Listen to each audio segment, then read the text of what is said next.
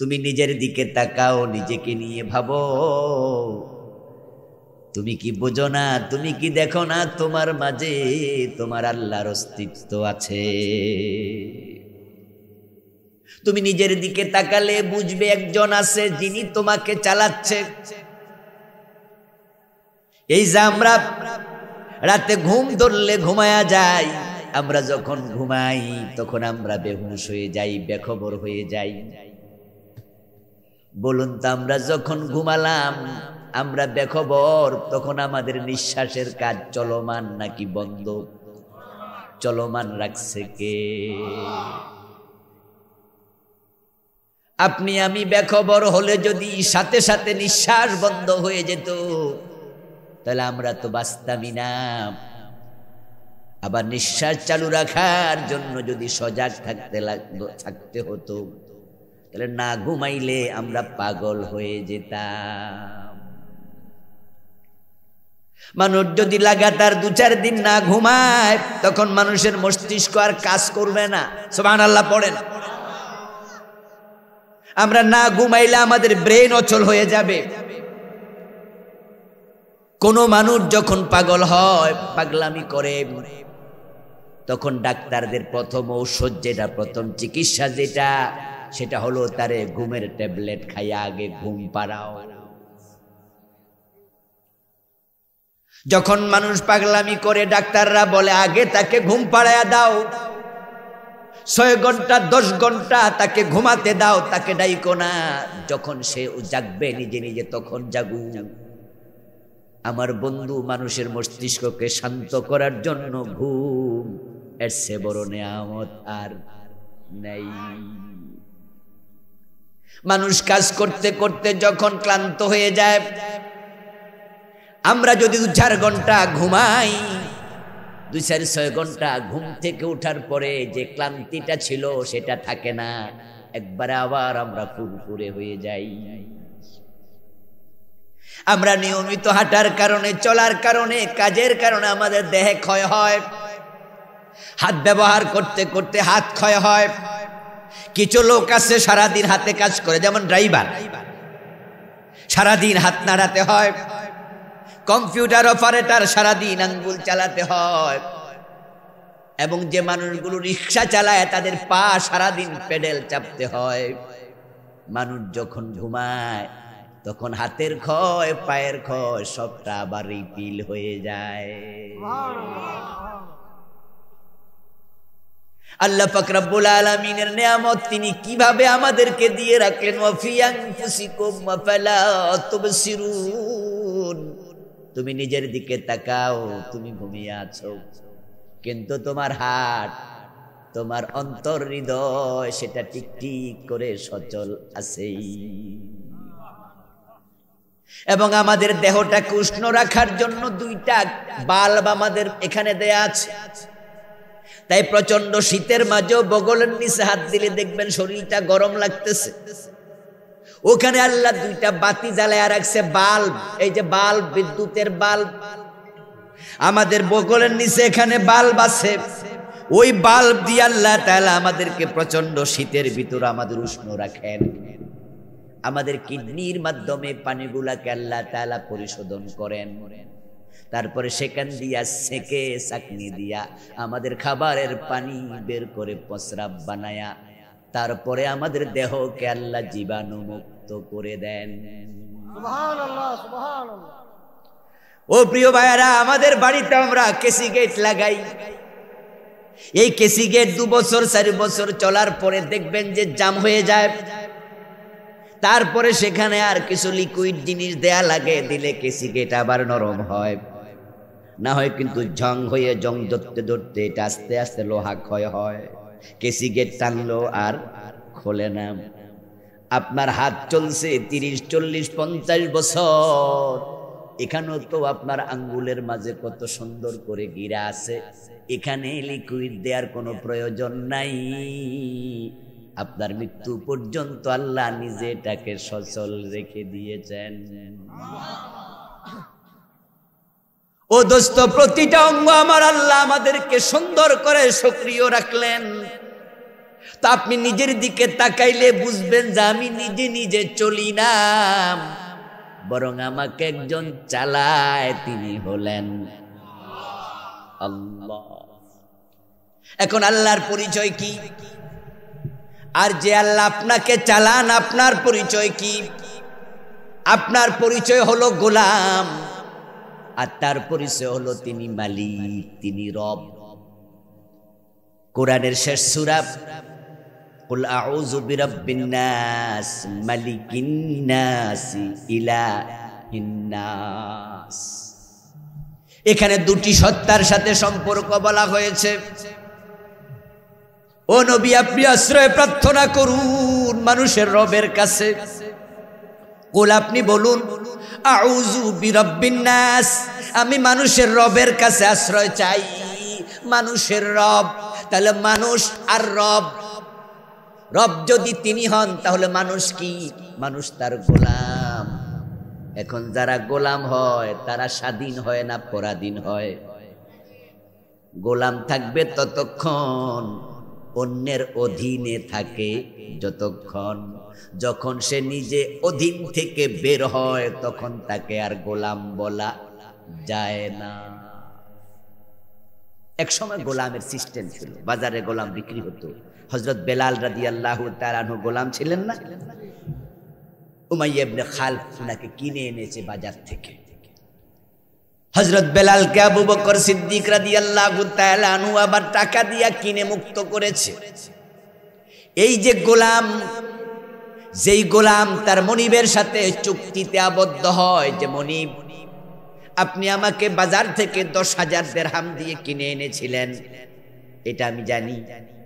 মালিক বলে হ্যাঁ, তা আমি যদি আপনাকে 10,000 দিরহাম দিতে পারি, আপনি আমাকে মুক্ত করতে রাজি আছেন কি? মালিক যদি বলে হ্যাঁ, তুমি আমার টাকা দিলে তুমি মুক্ত, এই গোলামের নাম হলো মুকাতাব। কি নাম? মুকাতাব। এখন এই মুকাতাব গোলাম 10,000 দিরহাম দিয়ে দিল। 10,000 দিরহাম দেওয়ার সাথে সাথে এখন তাকে আর গোলাম বলার কোনো সুযোগ নাই, সে একজন স্বাধীন মানুষ। তাহলে মুকাতাব গোলাম, গোলাম থাকবে ততক্ষণ, এ টাকা দেবে না যতক্ষণ। যখন টাকা দিল এখন মুক্ত, সে আর গোলাম নয়। আর যতদিন গোলাম ছিল মনিবের কাজ করতে সে বাধ্য ছিল। আজকে টাকা দিয়া সে মুক্ত, এখন মনিবের কথা শুনতে সে আর বাধ্য নয়। এবার বলুন তো, আমরা আল্লাহর গোলামি করতে চাই না মুক্তি চাই? আল্লাহর গোলামি থেকে বের হতে চান নাকি? বরং আমরা আল্লাহর গোলাম থেকে থেকে মরতে চাই। কারণটা কি? কোন কারণে আমরা আল্লাহর গোলাম হতে চাই? নবীজি মুহাম্মদ সাল্লাল্লাহু আলাইহি ওয়াসাল্লাম বলেছেন, কুনু ইবাদাল্লাহি ইখওয়ানা, তোমরা সবাই আল্লাহর গোলাম হয়ে যাও, ভাই ভাই হয়ে যাও, আল্লাহর গোলাম হও। আল্লাহর গোলাম হওয়ার জন্য নবীজি কেন বললেন আমরাও কেন হতে চাই গোলাম? তার কারণ হলো আল্লাহর গোলাম না হলে আল্লাহ জান্নাত দেবেন না। হাসরের দিন মানুষকে আল্লাহ যখন জান্নাত দেবেন, তখন জান্নাত দেওয়ার আগে বলবেন, কি বলবেন? আমার সাথে পড়ুন যারা জানেন, ফাদখুলি ফি ইবাদি ওয়াদখুলি জান্নাতি। জান্নাত দেওয়ার আগে বলবেন ফাদখুলি ফি ইবাদি। ইবাদ শব্দটা আব্দুল শব্দের বহুবচন। আব্দুল মানে গোলাম, ইবাদ তার বহুবচন। ফাদখুলি ফি ইবাদি, ও হাসরের মাঠে উপস্থিত মানুষেরা, তোমরা আমার গোলামের কাতারে দাঁড়াও। তখন হাসরের ময়দানে উপস্থিত কোটি কোটি মানুষ থেকে তারা 120 কাতারে দাঁড়াবে। কয় কাতার? 120। এবার আল্লাহ বলবে ফাদখুলি ওয়াদখুলি জান্নাতি, এবার যারা এই কাতারে দাঁড়াইছো তারা আমার জান্নাতে প্রবেশ করো। মনে মনে ভাববেন তাহলে আমিও খারাই যাব। ওয়াল আমরু ইয়াউমাইযিন লিল্লাহ, আপনি চাইলেও খারাতে পারবেন না, কারণ সেদিন পুরা নিয়ন্ত্রণ থাকবে কার? সেখানে মানুষ কদমটাও নাড়তে পারবে না, নিজের ইচ্ছায় কদমটাও নাড়তে পারবে না। ওয়াল আমরু ইয়াউমাইযিন লিল্লাহ। নবীজি সাল্লাল্লাহু আলাইহি ওয়াসাল্লাম বলেছেন, হাসরের ময়দানে মানুষগুলোকে শুধু তাদের পা রাখার জন্য যতটুকু জায়গা লাগে অতটুকু জায়গা দেয়া হবে। 2 পা রাখার চেয়ে বেশি জায়গা কোনো বনি আদমকে দেয়াই হবে না। সুতরাং সে পা লাড়বে কেমনে?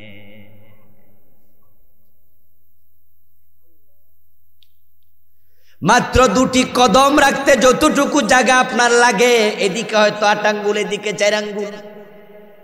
1 পা রাখতে যতটুকু জায়গা, 2 পা রাখতে যতটুকু, রাসূল বলেন হচ্ছে বেশি বরাদ্দই থাকবে না। সেদিন আপনি চাইলো দৌড় মাইরা আল্লাহর বান্দাদের কাতারে দাঁড়ায়া যাবেন, সে সুযোগই নাই।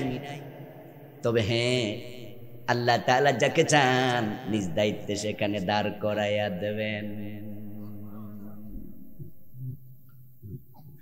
قال رسول الله صلى الله عليه وسلم يكشف ربنا عن ساقه فيسجد له كل مؤمن ومؤمنة ويبقى من كان يسجد في الدنيا رياء والسمعة فيذهب ليسجد فيعود ظهره طبقا واحدا।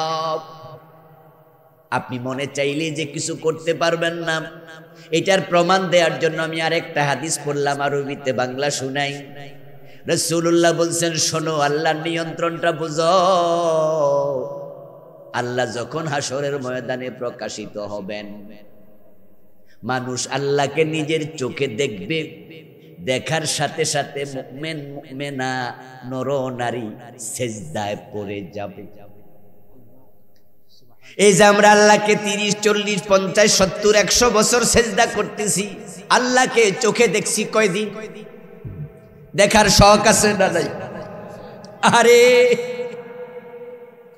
যে আল্লাহকে পুরাটা জীবন সেজদা করলাম, যদি তাকে এক নজর দেখতাম তিনি কেমন? যেই রাসূলের উপরে পুরা জীবন ভর দুরূদ পাঠালাম, যদি এক নজর দেখতাম রাসূল দেখতে কেমন? কত আবেগ আমাদের।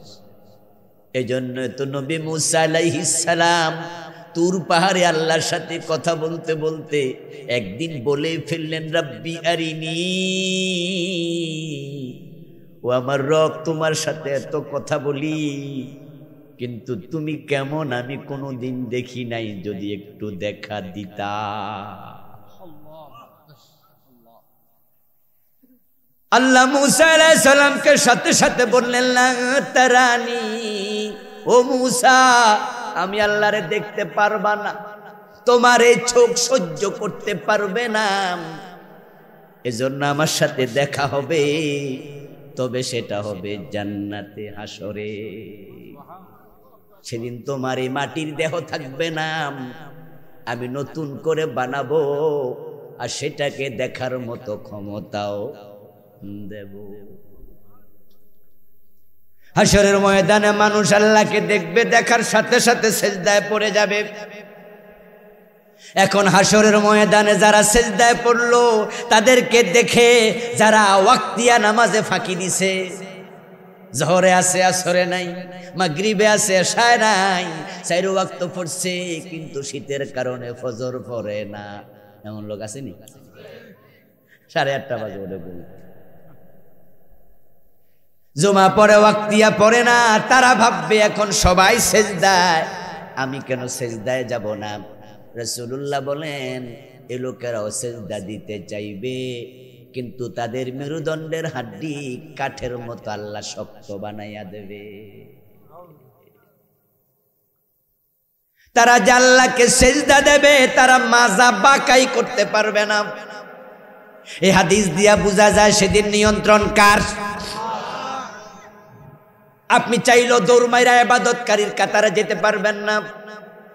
যারা দুনিয়ায় আল্লাহর গোলামি করতে করতে গোলামির উপরে মরছে, শুধু তারাই সেদিন ওই কাতারে দাঁড়াবে। এখন একটু আওয়াজ করে বলুন তো, আমরা কার গোলাম? গোলামরা স্বাধীন না পরাধীন? মন মতো চলে না মালিকের আইন মতো? সূরা আল বাকারার 172 নম্বর আয়াতে তামাম দুনিয়ার মোমেনদেরকে লক্ষ্য করে আল্লাহ আমাদের মালিক একটা আইন ঘোষণা করছে, ইয়া আইয়ুহাল্লাযীনা আমানু কুলু মিন তাইয়্যিবাতি মা রাযাকনাকুম। ও আমার গোলামেরা, মোমেন বান্দারা শোনো, দুনিয়ায় তোমাদেরকে আমি হালাল যে রিজিক দিয়েছি, তোমরা শুধু হালাল রিজিক গ্রহণ করো। লা তাকুলু আমওয়ালাকুম বাইনাকুম বিল বাতিল। তোমরা নিজেরা একে অপর থেকে অন্যায়ভাবে, কোনো হারাম ভাবে অন্যায়ভাবে রিজিক গ্রহণ করবে না। আমি তোমাদের মালিক, আমি তোমাদের মালিক, তোমাদেরকে আইন দিলাম, তোমরা হারামের ধারে কাছে যাইও না। ওয়াশকুরু লিল্লাহ আই ওয়াবুদু লিল্লাহ। এবার হালাল খাওয়ার পরে আমি আল্লাহর ইবাদত শুরু করো। ইন কুনতুম ইয়্যাহু তা'বুদুন, যদি তোমরা আমি আল্লাহর গোলামি করতে রাজি থাকো। আমি আল্লাহর গোলামি মন চায় যেভাবে করবে সেভাবে সব চলবে না। আমি আল্লাহর গোলামি করতে যদি রাজি থাকো, তাহলে তুমি হারাম ছাড়ো, তুমি হালাল ধরো, আগে হালাল খাও, তারপর আমার ইবাদত। এই আয়াতের মাঝে আল্লাহ তাআলা দুটি অর্ডার দিলেন, 1 নম্বরে হালাল খাও, 2 নম্বরে ইবাদত করো। সিরিয়াল 1 নাম্বার হলো হালাল। যে ব্যক্তি এখানে সিরিয়াল ভাঙবে তার ইবাদত আর কবুল হবে না। قال رسول الله صلى الله عليه وسلم من اشترى ثوبا ب10 دراهم فيه درهم حرام لم يقبل الله له صلاته ما دام عليه। নবীজি এবার ব্যাখ্যা করছেন আয়াতে কারিমার। যে ব্যক্তি 10 দিরহাম দিয়ে কোনো কাপড় কিনলো, 9 দিরহাম হালাল, 1 দিরহাম হারাম, ওই কাপড়ে 1 দিরহাম হারাম টাকা ঢুকে গেছে। ওই কাপড় পরে যত রাকাত নামাজ আর পড়ুক, 1 রাকাত কবুল হবে না, কারণ সে সিরিয়াল ভাঙছে। ثم ذكر الرجل يطيل السفر أشعث وأغبر ثم يمد يديه إلى السماء فيقول يا ربي يا ربي يا رب ومطعمه حرام ومشربه حرام وملبسه حرام وغذي بالحرام فأنى يستجاب لذلك رواه مسلم। প্রিয় নবীজি বলছেন, এক লোকের কথা শোনো, উদাহরণ দিচ্ছেন। সে দুবাই থেকে, কাতার থেকে, ইয়ামান থেকে, সিরিয়া থেকে 500 মাইল 700 মাইল 1000 মাইল দূর থেকে উটের পিঠে চড়ে আল্লাহর ঘরে হজ করার জন্য মক্কায় চলে গেল। যখন হেরাম পড়েছে তখন থেকে মাথার চুল আর আশ্রয় না, গায়ের কাপড়ে ধুলাবালি, পাগলের মতো খুশকু চুল নিয়া, ধুলি দিশিরিত দেহ নিয়া মক্কার সামনে হাজির হইয়া 2 হাত আসমানের দিকে তুলে বলো, আমার রব, আমার এটা দেও সেটা দেও, আমার গুনাহ মাফ করো, আমার বাবারে জান্নাত দেও। আল্লাহর কাছে 2 হাত তুলে কাবার সামনে খাড়াইছে, খাড়াইয়া শুধু দোয়া করে আর মনে মনে ভাবে, এমন জায়গায় দাঁড়াইছি যেখানে কত নবীর পায়ের ধুলা লেগে আছে। সুতরাং এখানের দোয়া রব ফিরাবে না, এই আশা নিয়ে লোকটা দোয়া শুরু করছে।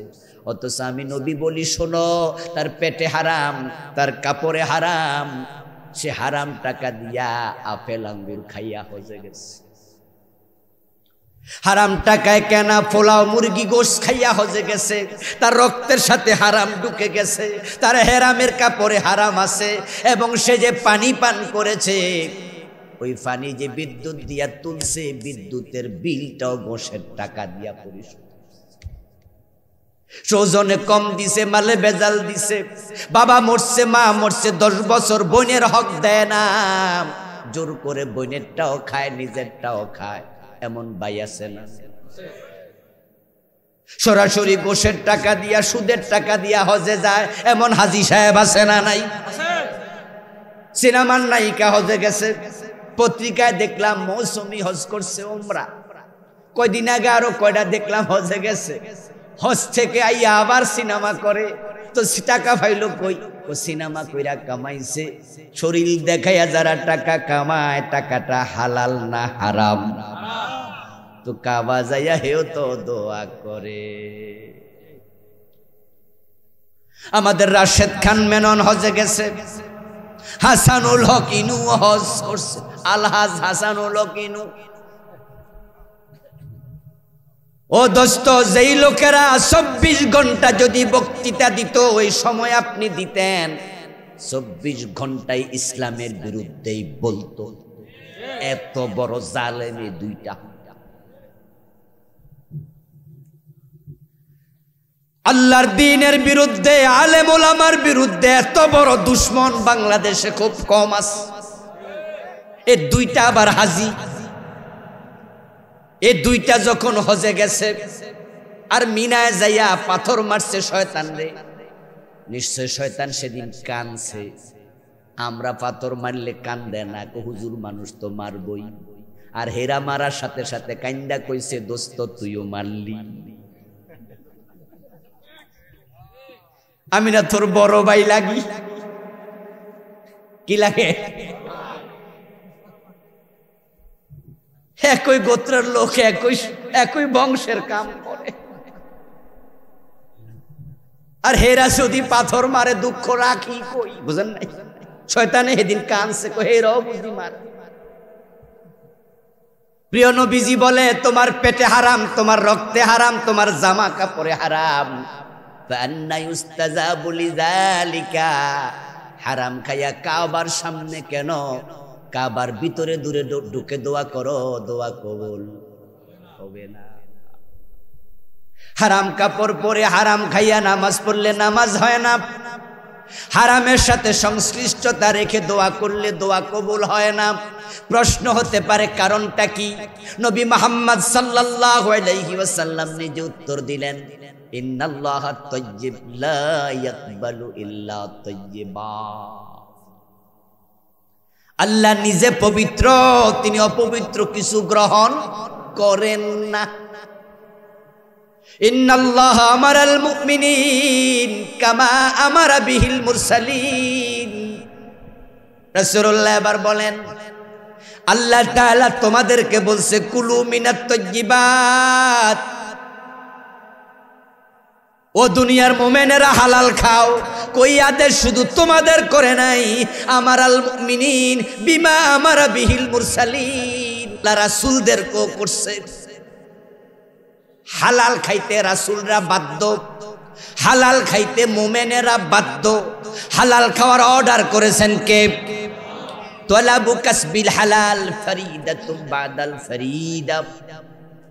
যত ফরজ ইবাদত আমরা করি, হালাল জীবিকা অর্জন করা সব ফরজের সেরা ফরজ। আল্লাহ নবীদেরকে বলছে, ইয়া আইয়ুহার রাসূল কুলু মিনাত তাইয়্যিবাতি ওয়া আমালু সালিহাম।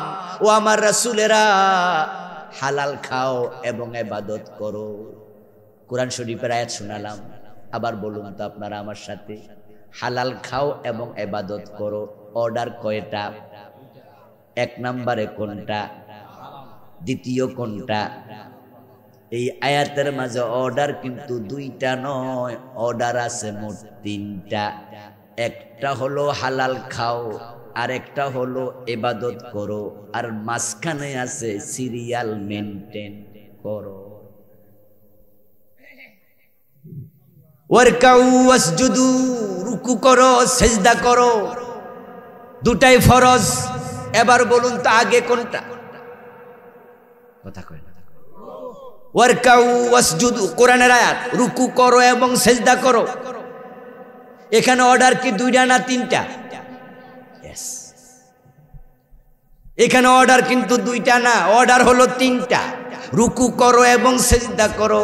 যদি কেউ আগে সিজদা করে পরে রুকু করে ওই বনি তেহে যদি কেউ অর্ডার দুইটা করছি তো আমরা বলবো না, এখানে রুকু করো সিজদা করো, এই দুইটার সাথে আরেকটা হলো সিরিয়াল মেইনটেইন করো। আপনি টয়লেটে ঢুকছেন, এখন তো টয়লেটের মাঝে ট্যাপ কল আছে। আগে তো আমরা লোডা ভরে পানি নিতাম না। আচ্ছা, লোডা বইরা পানি নিয়ে টয়লেটে ঢুকছেন, ঢুকিয়া দেখেন যে লোডা ছিদ্র, পানি ফইরা যাইতেছে। মনে মনে ভাবলেন যে পানি যদি ফইরা যায় কামে লাগবো কেমনে, আগে লাগাইলে। আপনি লোটা ছিদ্র দেখা যদি পানি আগে খরচ করে বইয়া থান, পবিত্র হবেন তো? কেন? পানি তো খরচ করছেন না, কেন? কারণ সিরিয়ালে ফেস লাগাইছেন। ট্রেন গাড়ি দেখেছেন সবাই, সিরিয়ালের সামনে থাকে কি? বগি না ইঞ্জিন? কথা কয় না। সামনে কি? যদি এটা পিছনে দিয়া বগি সামনে দিয়া ধাক্কা মারেন স্টার্ট করেন, চলবে তো? সব বগি খালে যাইবে। আল্লাহ সিরিয়াল দিয়ে হালাল আগে খাও, ইবাদত পরে করো। আর বাংলাদেশের লোকেরা অনেকে গড় ফট্টা এই সিরিয়াল উল্টাইয়া ফেলছে, এবং উল্টানো শুরু হয়তো কোলে থাকতে। বাচ্চা কোলে বাবা সুদের টাকায় দুধ কিনা খাওয়ায়, অথচ আল্লাহ মুখ পবিত্র রাখছিল মায়ের পেটে। এই মুখ দিয়ে আল্লাহ তাআলা মায়ের থেকে কিছু খাওয়ায় নাই, খাওয়াইছে নাভি দিয়া। সুবহানাল্লাহ পড়েন। মায়ের সাথে আমাদের সম্পর্ক কি ছিল?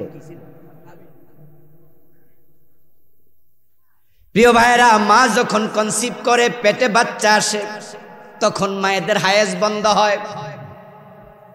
হায়েজ যখন বন্ধ হয় বিবাহের পরে, তখন এই খবর শুনে শ্বশুর শাশুড়ি মুস্কি মুস্কি হাসে, ঠিক না?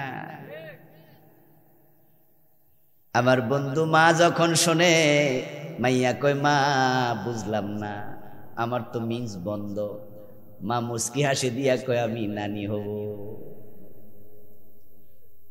মহিলাদের হায়েজ বন্ধ হলে তারপরে বাচ্চা পেটে আসছে আমরা বুঝি। আমার প্রশ্ন হলো, হায়েজের রক্ত গেল কোথায়?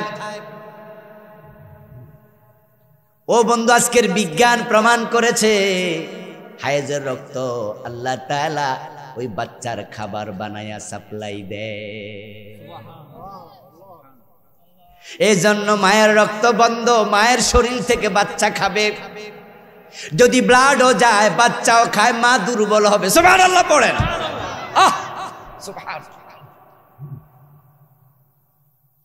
বাচ্চা একদিক দিয়ে টানে, আবার মায়ের হায়েজের রক্ত বের হয়, তাহলে মা হয়ে যাবে দুর্বল। এই জন্য আল্লাহ ব্লাডটাকে ধরে রাখে, ওই পেটের বাচ্চাটাকে, রক্তটাকে খাবার বানায়া সাপ্লাই দেয়। তাই ডাক্তাররা বলে দেয়, মারে একটু ভালো খাওয়াইয়েন, পেটের বাচ্চা মোটা তাজা হবে। আমরা গর্ভবতী মারে আপেল আঙ্গুর বালা বালা খাওয়াই না? খাওয়াইলে এটা বাচ্চার খানা হয়, বাচ্চা এটা রক্ত থেকে পায়। এখন ওই রক্তটা হালাল না হারাম জানেন না? ধরেন আমরা যে রক্ত গা থেকে কাটে রক্ত খাওয়া যাবো? হারাম। আল্লাহ তাআলা আমাদের জন্য রক্তকে হারাম করেছেন। আর হায়েজের রক্তকে বলা হয় হুরমতে গালিজা, নাজাসাতে গালিজা। এটা আরো জঘন্য হারাম। নরমাল রক্ত গায়ে লাগলে কাপড় নাপাক হয় না, বেশি পরিমাণ লাগলে আমরা ধুইতে বলি। কিন্তু যদি সামান্য মশা কামড়াইছে, থাপ্পড় দিছেন, গায়ে লাগিয়া গেছে, নামাজ হবনি, হইব। কিন্তু রক্তটা হারাম, সে কাপড় হারাম করে না। কিন্তু হায়েজের রক্ত গায়ে লাগলে কাপড় ধোয়া লাগে, শরীর ধোয়া লাগে। এটা হুরুমতে নাজাসাতে গালিজা, হুরুমতে গালিজা, জঘন্য হারাম। এখন ওই হারাম রক্ত আল্লাহ তাআলা বাচ্চার মুখ দিয়ে সাপ্লাই দেবেন না, কারণ এই মুখ দিয়ে সে আল্লাহর জিকির করবে, কালেমা পড়বে, কোরআন পড়বে, আল্লাহকে ডাকবে। তাই বাচ্চা মায়ের পেটে যখন ছিল আল্লাহ মুখটাকে বন্ধ করে রাখছে, এইভাবে ঠোঁট লাগানো ছিল। মায়ের হায়েজের রক্ত, মায়ের নেফাসের রক্ত, মায়ের ভিতরে পানি, এই সবটার মাঝে বাচ্চা ঢুলছে। বাচ্চা একবারে ভাসমান ছিল, তার মুখ দিয়া কিচ্ছু ঢোকে নাই, আল্লাহ ঢুকায় নাই। নাভি দিয়া খাওয়াইছে, মুখটাকে পবিত্র রাখছে। আর পেট থেকে বাহির হয়ে আসলো। স্বামী থাকে এই ক্যান্টনমেন্টে চাকরি করে, একটা দোকানে দোকানদারি করে, বাড়ি থেকে মোবাইলে কল দিয়া জানাইলো তোমার তো বাচ্চা হইছে, বেটা হারাম টাকার ডানু দুধ কিন্না রেডি। আল্লাহ পবিত্র রাখলো মায়ের পেটে প্রায় 6 মাস বা তারও বেশি। বাচ্চা প্রথম 40 দিন ছিল নতফা, বীর্য, দ্বিতীয় 40 দিন আলাকা, রক্ত, তৃতীয় 40 দিন হলো মুদগা, মাংস পিণ্ড। 340 120 দিন যখন পার হয়, আল্লাহ কোরআনে বলেন ফাকাসাউনাল ইজামা লাহমা, আমি ওই মাংসের ভিতরে হাড্ডি ঢুকাইয়া আবার মাংস দিয়া ঢেকে মানুষ বানাই। সুবহানাল্লাহ। আমি তার ডিজাইন কমপ্লিট করি, টোটাল স্ট্রাকচারাল ডিজাইন কমপ্লিট হলো।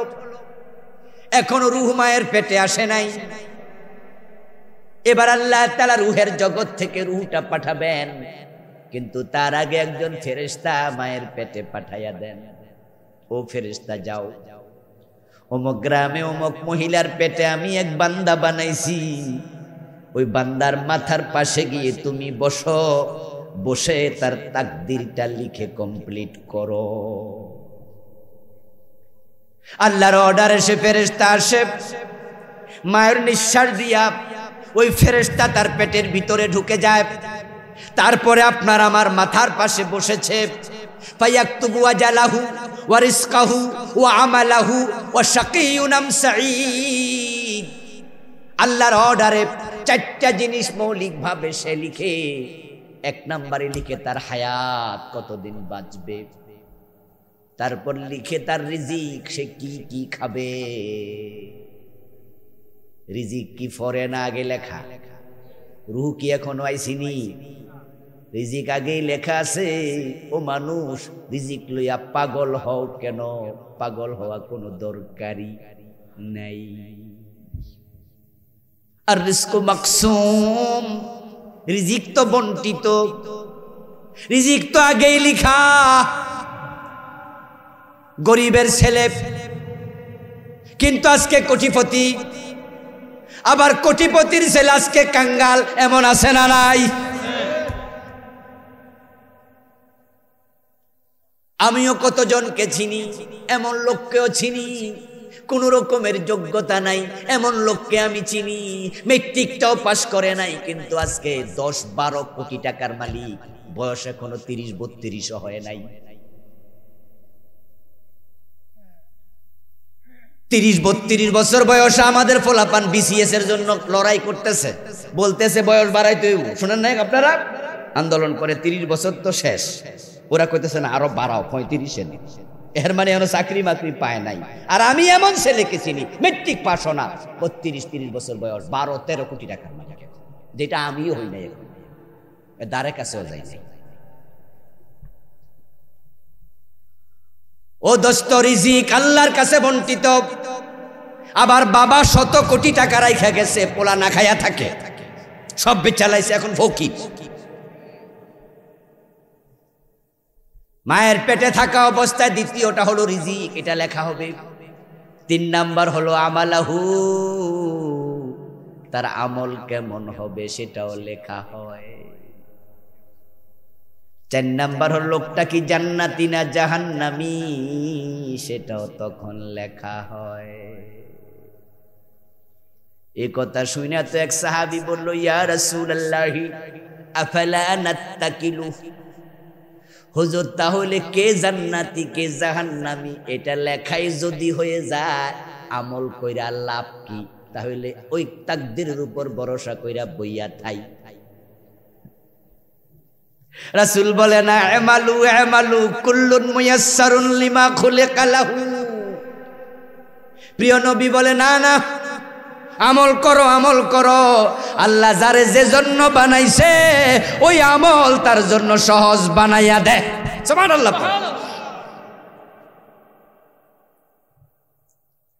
ঠিক এই বন্ধু রাসূলুল্লাহর হাদিস যে কত সুন্দর কত ঠিক, এই হাদিসগুলোর বাস্তবতা দেখে আল্লাহর নবীর উপর ঈমান আরো বেড়ে যায়। যারে যে জন্য বানাইছে তার জন্য আল্লাহ সেটাই সহজ করে। কারণ যে বেটা বিড়ি না খাইলে ঘুমে ধরে না, রাতের মাঝখানে ওইটা বিড়ি টানে, বিড়ি এমন প্রিয় টয়লেটে বইয়াও খায়, এমন লোক আছে না নাই? অথচ সে বিড়ির গন্ধ 10 হাত থেকে শুনলে আমার বমি আইয়ে।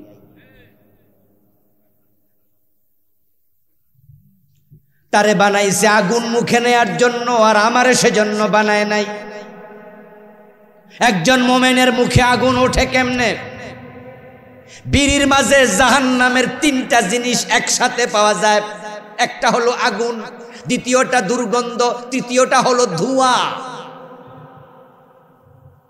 জাহান্নামের আগুনে ধোঁয়া থাকবে, জাহান্নামের আগুনে আগুন থাকবে, জাহান্নামের আগুনে দুর্গন্ধ থাকবে। বলুন তো 3টা একসাথে বিড়ির মাঝে আসে না নাই? এটা মুসলমান মুখে নেয় কেমনে? তার কাছে এটা ইজি, আপনার কাছে এটা কঠিন। আজানের আওয়াজ শুনলে আপনার অন্তরটা আনন্দে ভরে যায়, আজান শুনলে কি মজা। আবার আরেকজন আজানের আওয়াজ শুনে ডিস্টার্ব লাগে, এমন আছে না নাই? যার কাছে যেটা আল্লাহ দে মজা বানাইয়া। আজকে ফজরের টাইমে ঘুমের কারণে ফজর কাজা, উঠে দেখেন সূর্য উঠে গেছে, সারাটা দিন আফসুস করতে করতে কাটে। আহারে হইল কি, আজকে ঘুমায় থাকলাম, বউরে দমকায় মাইয়ারে দমকায়, তোরাও ডাকলি না, তোরাও উঠলি না, শুরু হইলটা কি? ঘরে সবার নামাজ কাজা হলো, আহারে মন খারাপ। আবার আরেকজনের ফজরের টাইমে যাইয়া কলিং বেল টিপ দিচ্ছেন, এলাকার মেম্বার চেয়ারম্যান ভিআইপি লোক, কোনো জরুরত আছে তাই বেডা সারাদিন আফসুস কইরা কয় সকাল বেলার ঘুমটা ভাঙ্গা দিছে। এই অভিযোগ করে মানুষের কাছে যে না আজকে একবার খুব খারাপ হয়েছে। কি হয়েছে? কই সকালবেলা আইয়া নিয়ে কলিং বেল টিপা শুরু করছে, ফজরের টাইমে ঘুমটা ভেঙে দিচ্ছি। কি ওই লোক? আমরা দেখেন, আপনার ঘুম ভাঙে নাই, আপনি আফসুস করেন, আর হের ঘুম ভাঙছে, হে আফসুস করে। আল্লাহ যারে যেটার জন্য বানাইছে এটাই সহজ হবে। আমাদের দেশে এমন মেয়ে আছে যে মেয়ে বলে, ওরে বাবা রে বাবা, আমার ক্লাসমেট কয়টা মাইয়া আছে বোরকা পইরা কলেজে আইয়ে এমনি নাকটা পর্যন্ত বাইন্দা রাখে, অক্সিজেন যে কোন দাগা দিয়া ঢোকে আল্লাহ।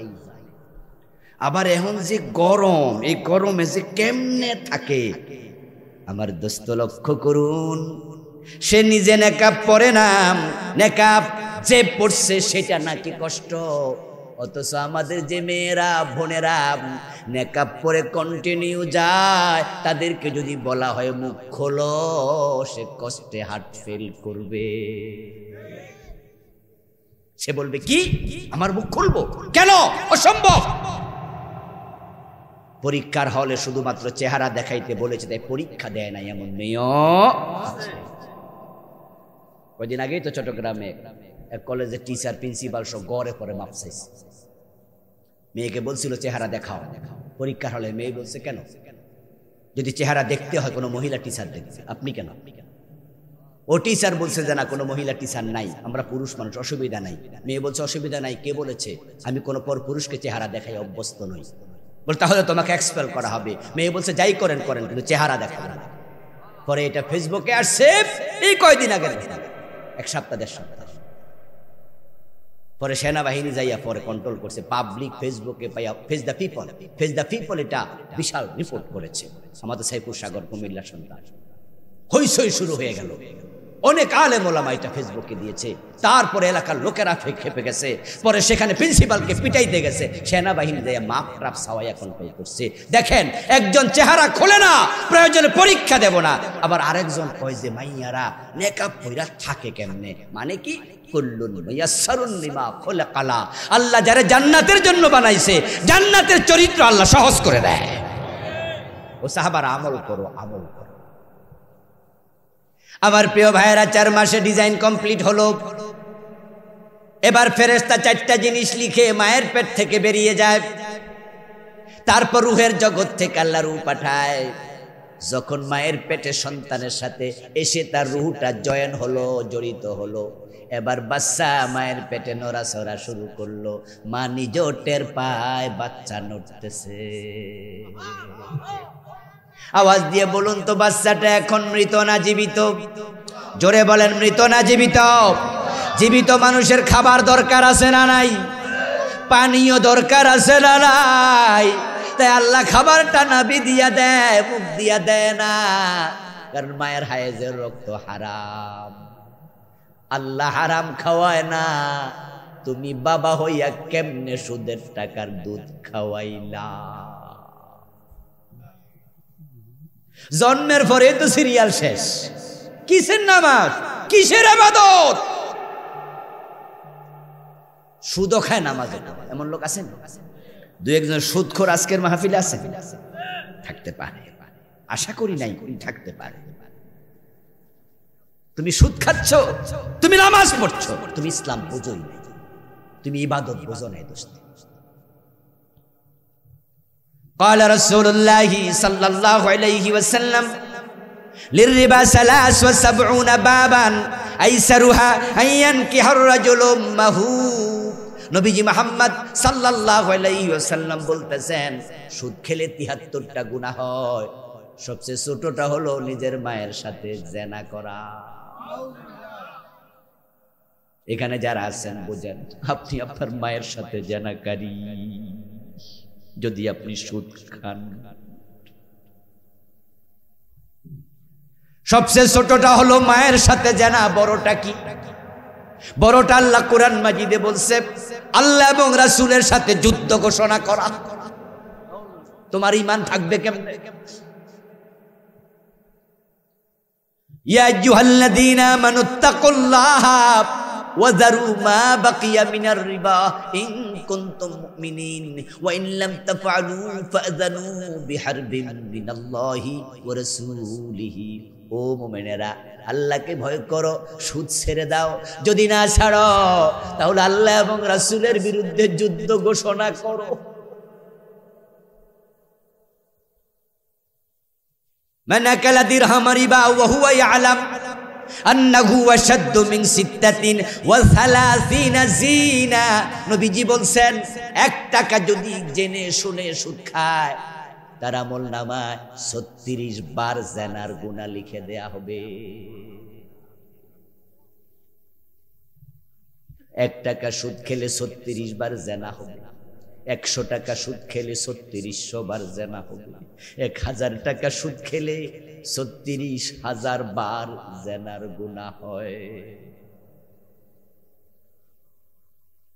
ও দোস্ত, আর যদি তোমার মৃত্যুটা হয় এমন অবস্থায়, তখনও সুদে টাকা লাগানো, তাহলে তুমি মায়ের সাথে জিনাকারী অবস্থায় তোমার মৃত্যু হবে।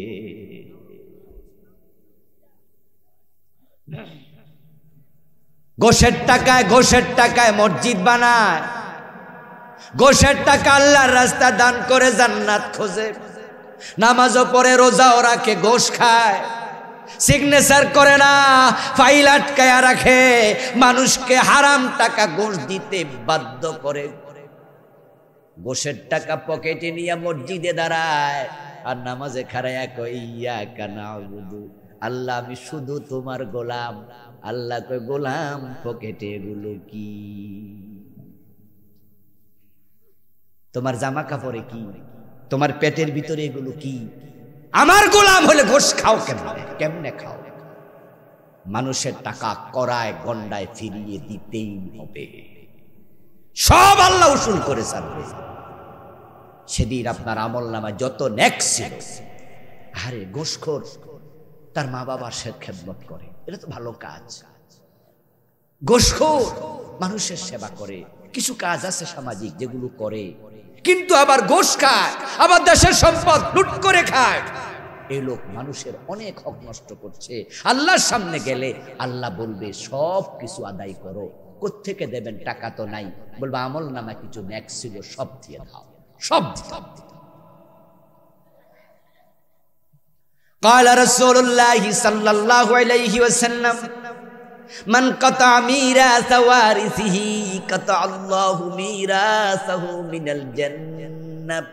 প্রিয় নবী বলেন, যে ব্যক্তি বোনের সম্পদ, ভাইয়ের সম্পদ, ফুপুর সম্পদ, যে ওয়ারিসি সম্পদ ছিল ওটা কেটে রাখছে, আল্লাহ তার জান্নাত কেটে নেয়। বোন সম্পদের জন্য আসলে ধমকায়া তারাইয়া দেয়।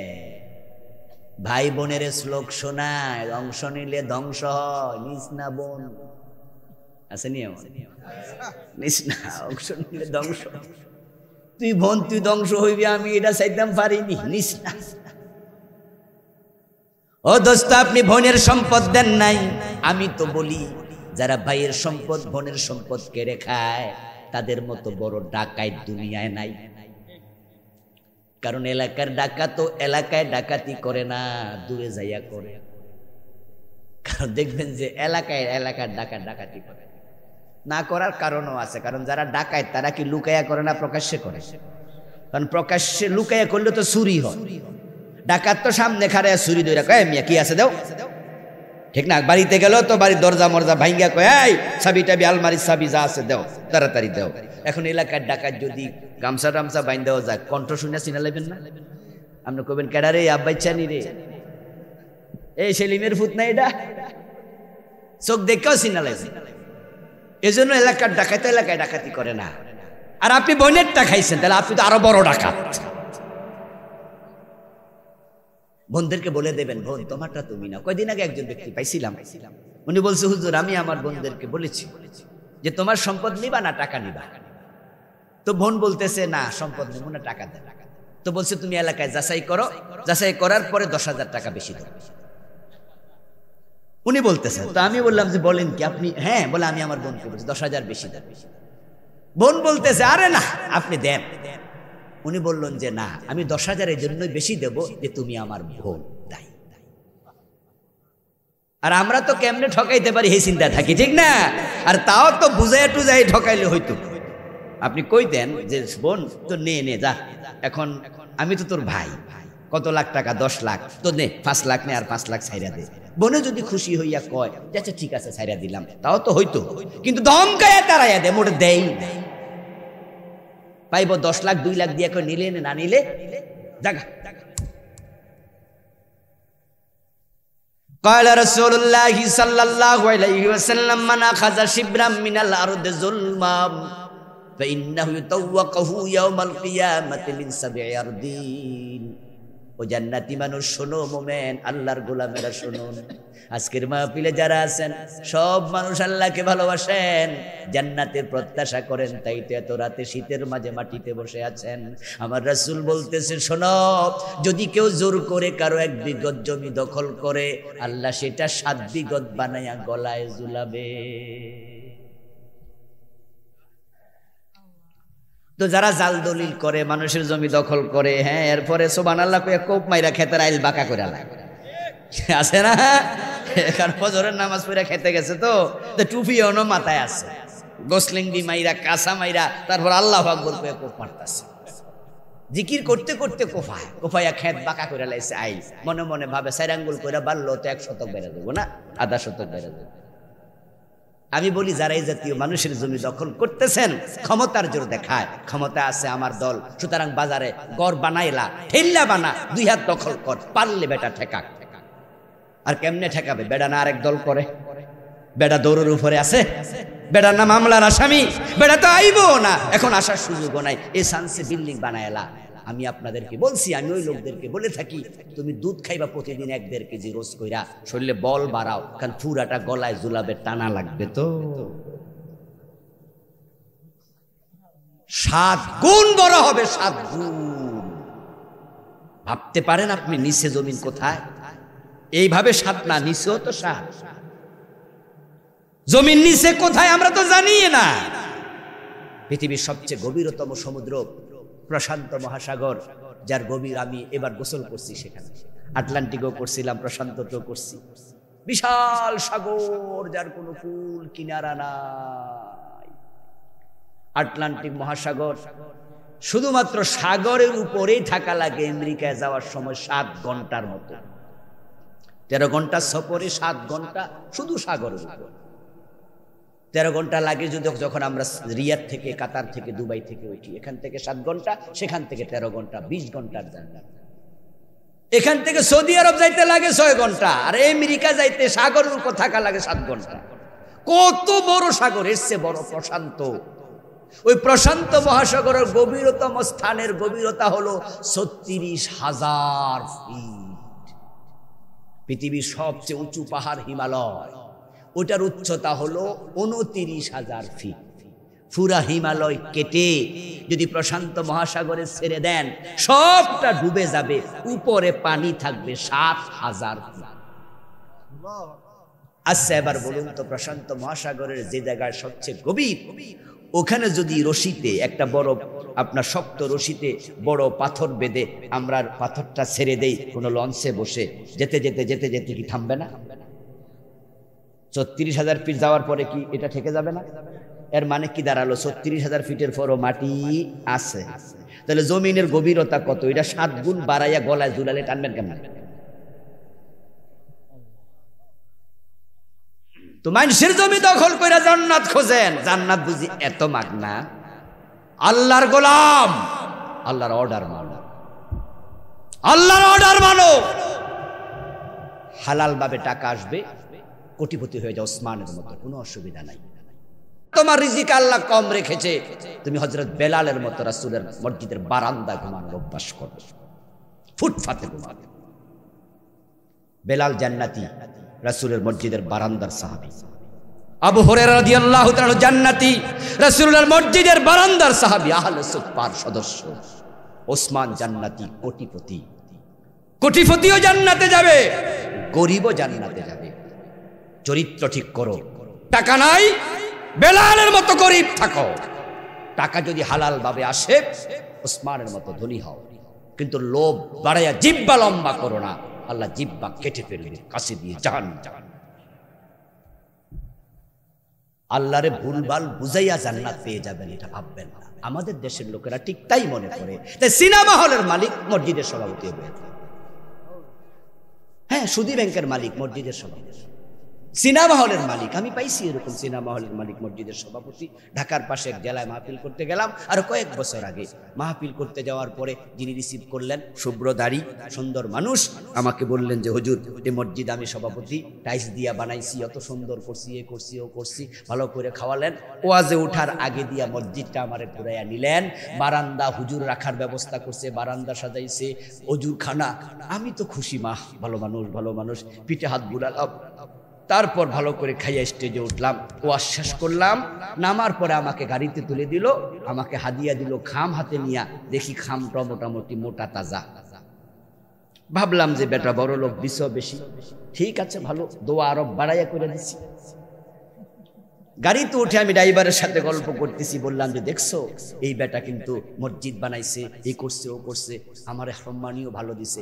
ড্রাইভার আমার হুজুর, ওনার 2টা সিনেমা হল আছে। আমি কই লা হাওলা ওয়ালা কুওয়াতা ইল্লা বিল্লাহ, ইন্না লিল্লাহি ওয়া ইন্না ইলাইহি। কি শোনাইলি তুই জানাস কেমনে রে? কই যে পাবলিকে কইছে। আমি তো আপনারা নামাই দিয়া হাঁটতি, মানুষ তো শুনি কে কি কয়। সুদে টাকা লাগাইয়া, গোশ খাইয়া, এ সিনেমা হল বানাইয়া, সুদী ব্যাংক বানাইয়া বেটা আবার হজে যায়। আল্লাহর কো আল্লাহ আমার বেহেশতটা দাও, আমার ছোটরা চায় না, ফেরদাউসও চায়। কি ভাবছেন আপনি? কি ভাবছেন আজকে আমার ওয়াজ শুনা? আবুল কালাম আজাদ সাহেব তো আজকে প্যাঁচ লাগাইয়া দিয়া যাইতাছে, যে ওয়াজ করতেছে বেহেশত পাওয়া সোজা না। সিনেমা হলের মালিক ওয়াজ শুনতে আইছে, হুজুর ওয়াজ করছে, হাদিসে আছে আদাল্লু আলাল খাইরি কাফাইলিহি ওয়াদাল্লু আলাল শাররি কাফাইলিহি। আমার রাসূল বলছে অন্যায় কাজ করো না, খারাপ কাজ করো না। যদি তুমি কোনো খারাপ কাজের উদ্বোধন করো তাহলে ওই খারাপ কাজ দুনিয়া যত মানুষ করবে তোমার তাদের যত গুনাহ সেটা তোমার কাঁধেও আসবে। সিনেমা হল বানাইও না, কারণ যত লোক সিনেমা দেখবে তাদের যত গুনাহ মালিকের হবে ওই পরিমাণ গুনাহ। সিনেমা হলের মালিক এও আসুই না, কে আসছে? মেহমান বসতে দেন। ও আমাদের মিজান ভাই ছোট ভাই নাকি? মাশাআল্লাহ মাশাআল্লাহ, বসেন ভাই। আমার প্রিয় ভাইয়েরা, এও আসুই না সিনেমা হলের মালিকের গেছে মন খারাপ হইয়া। কি রে কয় হুজুরে, একটা সিনেমা হলে 3 বার চলে সিনেমা, সকালে একবার, দুপুরে একবার, রাতে একবার। এক সিনেমা হলে সকাল বিকাল মিলিয়ে যদি 500 কইরা লোক সিনেমা চায়, 1500, 200 কইরা চাইলে 600 লোক, তাহলে তারা 3 ঘন্টা লাগাতার কবিরা গুনাহ করে। আর আমি বাড়িতে বইয়া বইয়া তো কবিরা গুনাহ আমার আমলনামায় আসবে, তো বেহেশতে যাবো কেমনে? ও আর শুইনা বাড়িতে গেছে মন খারাপ। বউ জিজ্ঞাসা, কি বালা কামে গেছেন, মন থাকবে ফুরফুরা, মন খারাপ কেন? হুজুর যে ওয়াজ করছে, উপায় নাই। বউয়ের কাছে এবার হুজুরের ওয়াজ শুনাইলো যে এই ঘটনা, যত লোক নাকি কবিরা গুনাহ করবে আমার সিনেমা হল সিনেমা দেখে, সব নাকি আমার আমল নামে আসবে, এটা হাদিস থেকে কইছে, এখন কি উপায়? তো বউ বলে জান্নাতে যাওয়ার এত শখ যদি থাকে সিনেমা হল বাদ দাও, তওবা করে লও। জামাই কয়, এই মহিলা মানুষ তোদের এই জন্য তো বেডি বানাইছে, একদিনের ওয়াজেই লাখ লাখ টাকা ছেড়ে দিব। জান্নাতে যামু এটা ঠিক আছে, কিন্তু এই একদিনের ওয়াজেই লাখ লাখ টাকা আয় হয়, ছেড়ে দিব। তো বউ জিজ্ঞাসা, তাহলে কি করবা? তো ভাইব্বা দেখো এটা রাইক্কা জান্নাত কেমনে পাওয়া যায়। তো বউ ভাবে, স্বামীও ভাবে যে এই সিনেমা হল রাইখা কেমনে জান্নাতে যাওয়া যায়। হঠাৎ মাথায় আসছে, আরে হুজুর না ওয়াজ করছিল মসজিদ বানাইলে আল্লাহ জান্নাতে ঘর বানায়, এটা তো ব্রেইনে ছিল না। এই যে পাইয়া গেছি, আমার তো টাকার অভাব না, একটা মসজিদ বানাই দিল। রাস্তার পূর্ব পাশে সিনেমা হল, পশ্চিম পাশে বানাই দিছে মসজিদ। পয়সা আছে, বানাইতে অসুবিধা কি? শুধু নামের জন্য মসজিদ বানায় এমন লোক আছে না নাই? নাম কামানোর জন্য মসজিদ বানাইছে।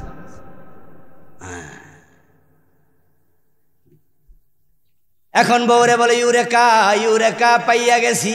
বউ কয় কি? মসজিদ দিমু বানাইয়া, মসজিদ থাকবে কিয়ামত পর্যন্ত, সিনেমা হল তো আর কিয়ামত পর্যন্ত থাকবো না, হয়তো আমার যুগ না হয় ফোলা পর্যন্ত থাকবো 10-20 বছর। সিনেমা হলের গুনাহ বাম কাঁধে আসে, আসুক, মসজিদের ইবাদতের সওয়াব আসবে ডান কাঁধে, আসতেই থাকবে। সওয়াব আসবে এ কাঁধে, গুনাহ আসবে এ কাঁধে, সওয়াব গুনাহ কাটাকাটি, আমি মাঝখান দিয়া কোটিপতি।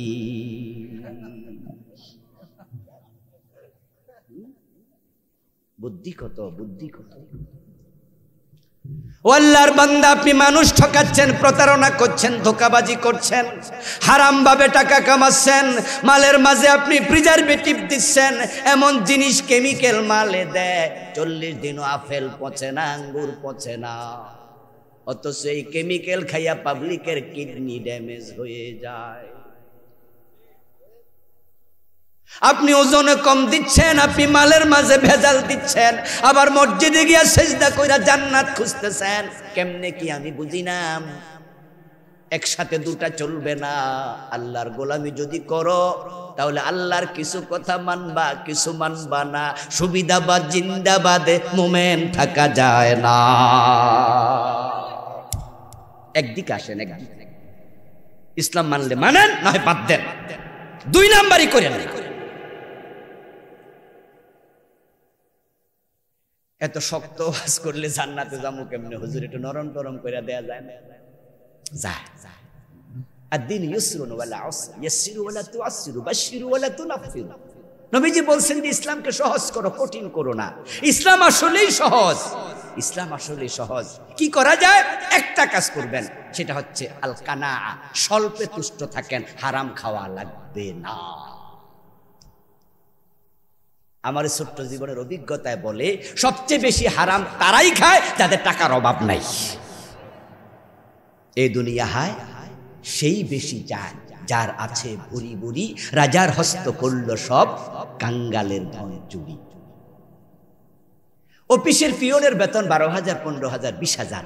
অফিসারের বেতন হলো 50,000, 70,000, 1 লাখ। যখন গোশ খায় তখন খাম কাটটা মোড়া হয়, পিয়নেরটা না অফিসারের। তো হেন না বেতন বেশি, গোশ দরকার, অত হেই বেশি। মানে যার অভাব নাই সে বেশি খাচ্ছে। আমাদের দেশে ইউনিয়নের চেয়ারম্যান গোশ কত খায়, একজন মন্ত্রী কত খায়, তুলনা দিয়ে দেখবেন যে ইউনিয়নের চেয়ারম্যানে খায় 1000, 2000, 10,000, 50,000, আর মন্ত্রী খায় 50 লাখ, 1 কোটি, 10 কোটি, 20 কোটি। আপনার লোভ আপনাকে শেষ করে দিচ্ছে। আপনার জিহ্বা এত লম্বা কেন?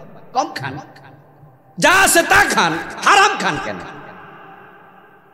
এসালম কোম্পানির গাড়ি আছে না? আপনারা তো রাস্তার পাশের মানুষ, ক্যান্টনমেন্ট দিয়া আমি লেখাপড়া করছি মিশানি সুফুয়া মাদ্রাসা 14 গ্রাম, ক্লাস 6 থেকে ক্লাস 10 পর্যন্ত, পরে ধামতি আলিয়া আলেম ফাজিল কামিল। তো সুফুয়া মাদ্রাসায় আমরা যখন ছোট ক্লাস 6-এ পড়ি, সেই 89-90-তে দেখেছি এসালম গ্রুপ, এসালমের গাড়ি, এসালম পরিবহন। তাহলে আজ থেকে কত বছর? 90 মানে আজ থেকে মোটামুটি তো 34 বছর, 35 বছর আগে। 35 বছর আগে এসালমের গাড়ি আছে, এর মানে তারা নতুন ধনী না, তারা অনেক পুরাতন ধনী। কিন্তু তাদের লোভ তাদেরকে আজকে এত নিচে নিচে ইসলামী ব্যাংক সহ 8-10টা ব্যাংকের টাকা খাইয়া পেট এত বড় করছে, বিপ্লবের পর দেশ থেকে পালাতে বাধ্য হয়েছে। একটা ভাইও আর দেশে নাই। আজ থেকে মাসখানেক তার মা মারা গেছে, তারা মায়ের কবরে মাটিও দিতে পারে নাই।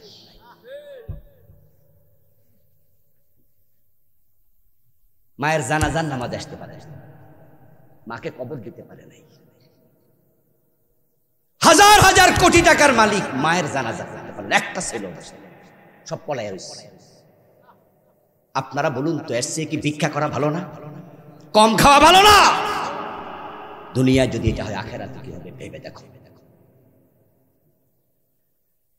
ও প্রিয় ভাই, সুদকার জন্য খান, ঘোষকার জন্য খান, সন্তানের জন্য, বউয়ের জন্য, মা বাবার জন্য, কেউ কারণ হয়, কেউ কারণ হয়, কেউ কারণ হয়। কবরে, আপনার কবরে কেউ যাবে না, জবাব দেবে না হাসরের দিন। মা দেখলে সন্তান পালাবে, সন্তান দেখলে মা পালাবে, বাবা দেখলে ছেলে পালাবে, কেউ কারো পরিচয় দেবে না। আপনার বউ আপনার পরিচয় দেবে না। সব আমলের হিসাব আপনাকে একা দিতে হবে, একা একা একা। আমাদের নিমসার গরু বাজার আছে, কোরবানির সময় গরু বাজারে দেখবেন যে মাইক হাতে নিয়ে অ্যাডভার্টাইজমেন্ট করে, প্রচার করে, এই পকেট সাবধান। বাজারওয়ালারা বলে পকেট সাবধান। গরু বাজারে পকেট মার বেশি থাকে তো তাই সতর্ক করে। পকেট মার 2 আঙ্গুলের কাজ করে, অতি সংক্ষেপে করে এবং এটা ইজিলি করে, কিন্তু ধরা খাইলে ভাদ্র মাসের তাল একটাও মিস হয় না। আপনি পকেটে আঙ্গুল ঢুকাইছেন, 50,000 টাকার বান্ডিলটা হাতে উঠে চলে গেছে, আপনার 30 সেকেন্ডে 50,000 শেষ।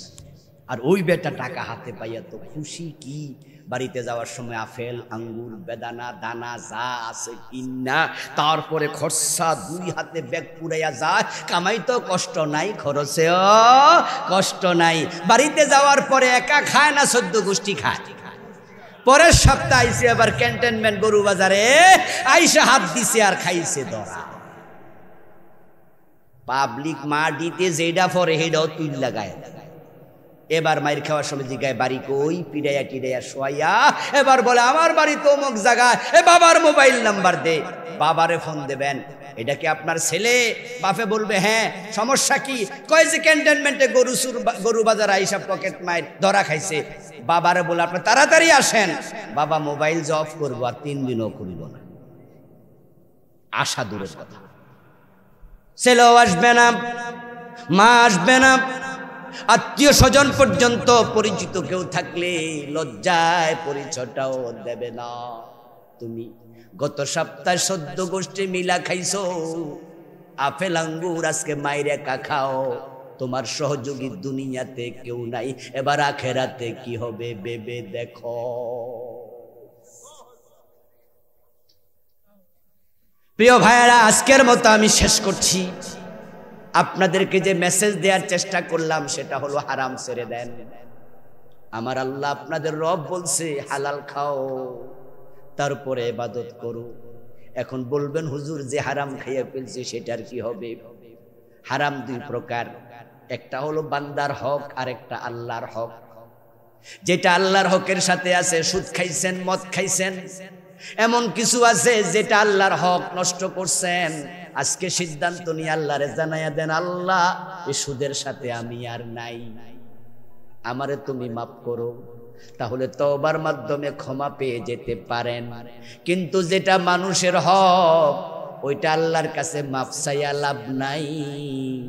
মানুষের হক মানুষের কাছে ফিরিয়ে দিতেই হবে, অন্যের হক আল্লাহ মাফ করেন না। এজন্য যারা মানুষের হকের সাথে আছেন জড়িত, আজকে বাড়ি দিয়ে দেন, বলে দেন যে এই বোন তোমারটা তুমি নাও, ভাই তোমারটা তুমি নাও, ও এলাকার চাচা, ও এলাকার আত্মীয়, আপনার জমিটা আমি জোর করে দখল করে রাখছিলাম এতদিন, আপনারটা আপনি নিয়ে যান। কেউ টাকা পাইলে টাকা ফিরিয়ে দেন, এরপরে আল্লাহর কাছে মাফ চান, তাহলে জান্নাত মিলবে, না হয় বিপদ সামনে আছে। এমন একদিন আল্লাহর সামনে যাবেন, সেখানে আর কোনো সাহায্যকারী। আল্লাহ তাআলা আমাদের সকলকে হালাল ভিত্তিক জীবন চালানোর তৌফিক দিন, সবাই বলেন আমিন। প্রিয় ভাইয়েরা, আমাদের মেহমান আসছে, ডাক্তার সাহেব সংক্ষেপে কিছু কথা বলবেন হয়তো, তারপরে আমরা এখান থেকে যাব। মিজান ভাইয়ের পক্ষ থেকে হয়তো তিনি সালাম দেবেন, আপনাদের কথা বলবেন। আমার লেখা 8টা বই আছে, শিরকের উপরে, বেদাতের উপরে, রাসূলুল্লাহর জীবনের উপরে, পরিবারের উপরে। আমি লিখেছি মিরাজের উপর। প্রধান অতিথি হিসাবে উপস্থিত থাকার কথা ছিল আপনাদের বুড়িচংয়ের গণমানুষের নেতা, সাবেক উপজেলার চেয়ারম্যান, জননেতা এটিএম মিজানুর রহমান। আমার আগে অত্যন্ত চমৎকারভাবে অতি গুরুত্বপূর্ণ কিছু আলোচনা উপস্থাপন করলেন নন্দিত মুফাসসিরে কোরআন মুহতারাম মাওলানা মুফতি সালমান ফারসি সাহেব, মুহতারাম মাওলানা আনিস মাহমুদ সাহেব সহ অন্যান্য সম্মানিত আলোচকবৃন্দ, মুহতারাম উলামায়ে কেরাম, ইসলাম প্রিয় তৌহিদি জনতা, পর্দার অন্তরালের সতী সাধবী, সম্মানিতা মা ও বোনেরা, আমার দিনী ভাইয়েরা, আপনারা কেমন আছেন? আলহামদুলিল্লাহ, আমিও ভালো আছি। শীতের মাঝে যে আপনারা ভালো আছেন এটা শুনে ভালো লাগলো। শীতের মাঝে অসুস্থতা তুলনামূলক কিছু কম হয়। আমার এক আত্মীয় ডাক্তার, আমি একবার ফোন দিয়ে জিজ্ঞাসা করলাম, ভাই কেমন আছেন? কয় আমি ভালো, পকেট ভালো না। আমি বললাম মানে কি? কই রুগী কম। আমি বললাম যে তাহলে দোকানে বসে বসে বরদোয়া দেন, জাল্লা এলাকার সব মানুষের রুগী বানাইয়া দাও। উনি নামাজি মানুষ, হাসতেছে, কয় না বরদোয়া দেয়া কি ঠিক হইব? শীতকাল তো, তাই শীতকালে রুগী কম হয়। আমি বললাম যে আলহামদুলিল্লাহ, এটা আল্লাহর নেয়ামত। আমাদের দেশে আসলে আমরা এত আরামে আছি, পৃথিবীর খুব কম দেশের মানুষ এত আরামে থাকে। এখানে 70 বছর 60 বছর বয়স অনেক মুরব্বী আছেন। এই 70 বছরে বাংলাদেশে কোনো দাবানল হয়েছে? এতগুলা লোক জবাব দিলেন না। দাবানল বোঝেন তো, যেটা অলরেডি চলতেছে এক জায়গায়। কোথায়? আমেরিকার ক্যালিফোর্নিয়া, লস এঞ্জেলস। এই অগাস্ট মাসে আমি গিয়েছিলাম, ক্যালিফোর্নিয়ায় গিয়েছিলাম, লস এঞ্জেলসেও গিয়েছিলাম। 22 দিন ছিলাম, আমেরিকায় সফর ছিল, ওয়াজ করতে গেছিলাম। আজীব আশ্চর্য হলাম আমি পত্রিকায় যখন দেখতেছি, ইউটিউবে দেখতেছি, লস এঞ্জেলসে আগুন জ্বলছে। লস এঞ্জেলস এটা একটা বড় শহর, এবং পৃথিবীতে বিখ্যাত যে কয়টা শহর আছে তার মাঝে একটা। আমেরিকাতে নিউ ইয়র্ক শহরটা খুব বিখ্যাত, ওয়াশিংটন ডিসি খুব বিখ্যাত, লস অ্যাঞ্জেলস খুব বিখ্যাত। তামাম পৃথিবীর বিখ্যাত যে কয়টা শহর তার মাঝে একটা লস অ্যাঞ্জেলস। এবং সেখানকার এক একটা বাড়ির এত দাম যে ছোট্ট একটা বাড়ি সেটা $1 মিলিয়ন দিয়ে পাওয়া যায় না, মানে হলো বাংলায় 12 কোটি টাকা কমপক্ষে ছোট্ট একটা বাড়ি। যেখানে আমাদের দেশে 3.5-4 কোটি টাকা হইলে 8-10 তলা বিল্ডিং হয়। জায়গা যদি কম দামি থাকে বিল্ডিং করতে 4 কোটি টাকা হয়ে যায় 8-9 তলা। আর সেখানে 1 তলার একটা বাড়ি $1 মিলিয়ন লাগে। এবং লস অ্যাঞ্জেলসের আশেপাশে আমি খুব একটা গাছগাছালি দেখিনি, শহরের আশেপাশে দেখিনি, অল্প কিছু গাছ আছে। তো দাবানল হয় জঙ্গলে, কিন্তু এবার হলো শহরে। মানে বিস্ময়কর, আমি এটা দেখছি আর ভাবছি যে আমি তো দেখে আসলাম মাত্র 5 মাস আগে। ওখানে লস অ্যাঞ্জেলসের বিশাল বড় বড় ভবন, 30, 40, 50 তলা উঁচু ভবনগুলো জ্বলে যাচ্ছে। এবং ক্যালিফোর্নিয়ায় সেখানে হলিউড সিনেমাতে বলিউড, ডালিউড, হলিউড এ জাতীয় শব্দ আছে।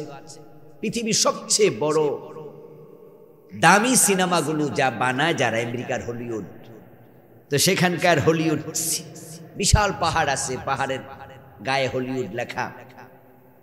ওটাতে ছবি তোলার জন্য মানুষ লাখ লাখ ডলার খরচ করে যায়। আমিও সেখানে গিয়েছি, ছবি তুলিনি, কারণ এটা তো আমার কাম না, আমি গেছি দেখতে। মাহফিল হলো রাতে, দিনের বেলা বললাম ঘোরাও, একটু দেখাও ঘোরায়। তো সে পাহাড়ও আমাকে দেখাইছে, সেখানে হলিউডের সাইন লেখা। আজকে জানলাম যে সেই সাইন সহ পুড়ে গেছে।